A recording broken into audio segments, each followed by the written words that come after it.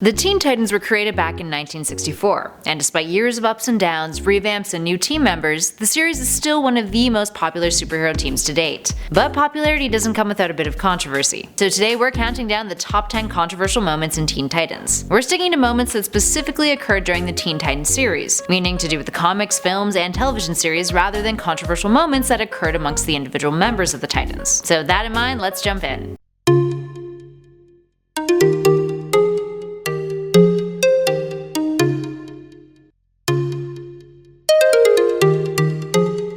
And at number 10, the anti-drug campaign. Since the 50s, after Frederick Wortham's seduction of the innocent led to the Comics Code Authority and the censorship of any mention of drugs or any other seemingly harmful topics, drug issues were handled sensitively throughout the Silver and Bronze Ages. And whenever they were featured in comics in both DC and Marvel, the comics pretty much depicted drugs in the exact same way, as evil, with the wholesome heroes fighting against drug crimes and advising teens to steer clear, as was the case with the new Teen Titans. The President's Drug Awareness Campaign between 1983 and 1984 specifically, which was explicitly sponsored by major companies, including Keebler, the American soft drink industry, and IBM. Yay PSAs doused in capitalism. More controversy occurred when a few adjustments were made to the Titans though, in order to fall in line with the corporate sponsorships. Starfire's outfit was altered to be less revealing, and Robin was replaced with Protector due to licensing issues. Moving on to something more scandalous at number 9, the Judas Contract film. While we'll be touching on some more controversial aspects of the Judas Contract, film and comic arc, a little bit later on in this list, for this number we'll be taking a look at how the 2017 animated film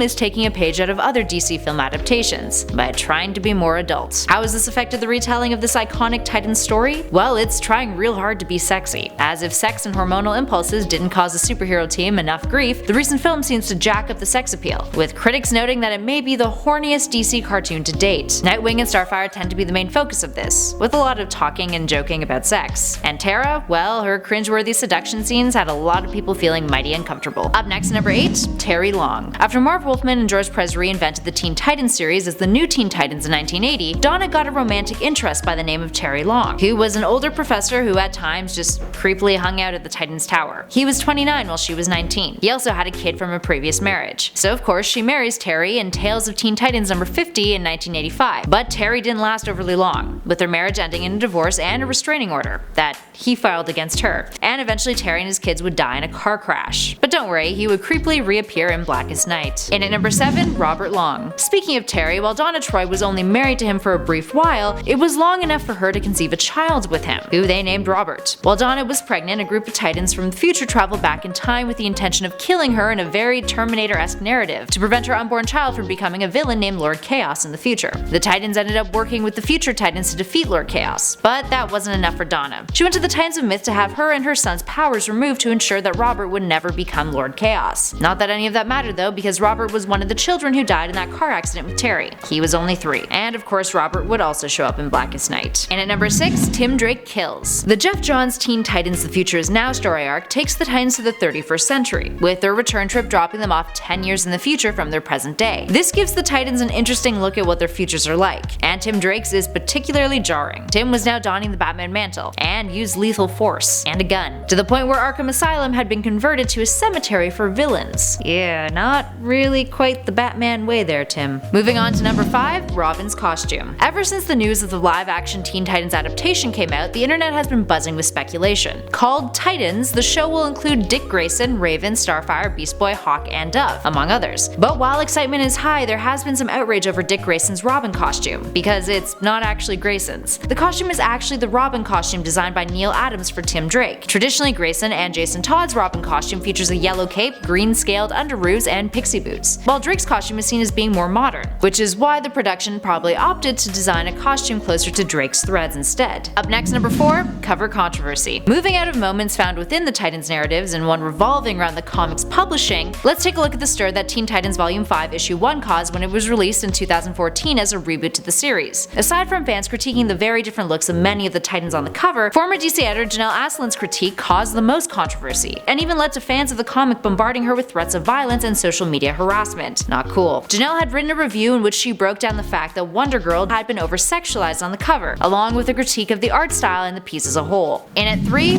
Dick and Corey's wedding. New Titans number 100 featured the wedding of Nightwing and Starfire. While it was clear that the decision to get hitched was a spontaneous one, and that Dick clearly had cold feet going into it, the real shocker came in the form of Raven. She appeared, possessed by Trigon, her demon father, and proceeded to murder the wedding's priest via disintegration. Then she pretty much makes out with Corey, planting Trigon's seed inside of her. Yeah. It was the climax of Raven's internal struggle to remain good, even though she had the blood of her demon father running through her veins. And at number 2, Nightwing and Starfire get it on. In New Teen Titans Volume 2 from 1984, the depiction of Dick and Corey's relationship got some heat from critics. Even though they had been a couple for a lengthy time prior to this, the two were shown in bed with one another, so as you can imagine, people freaked out. While not containing any direct nudity, there was much that was implied within the panels, with the two often lying naked in bed, barely covered by sheets. Some felt it wasn't too far of a stretch from the already scantily clad Corey and her superhero uniform, but to others, the implication of implying that the Teen Titans were sexually active was inappropriate. Despite this, the depiction of the pair's sex life would be an ongoing staple in the series, even in more recent years. And finally, at number 1, Tara and Deathstroke. Tara's betrayal of the Titans was a big deal. Readers witnessed her working hard to become an integrated, trusted member of the group, a force of her own, and many were excited about her promising romantic relationship with Beast Boy. Then it was revealed that she had been working with Deathstroke all along, a plot twist that wasn't overly common back in those days, and the one that spawned what is likely the most iconic Titans story arc, the Judas Contract. But there was something unsettling about Tara's new alliance with Deathstroke. It wasn't just a partnership in a platonic sense, it was implied to be romantic, which led many critics to note that it made Deathstroke seem pedophilic. Alright, there we have it, friends. What other moments in Teen Titans history do you consider to be controversial?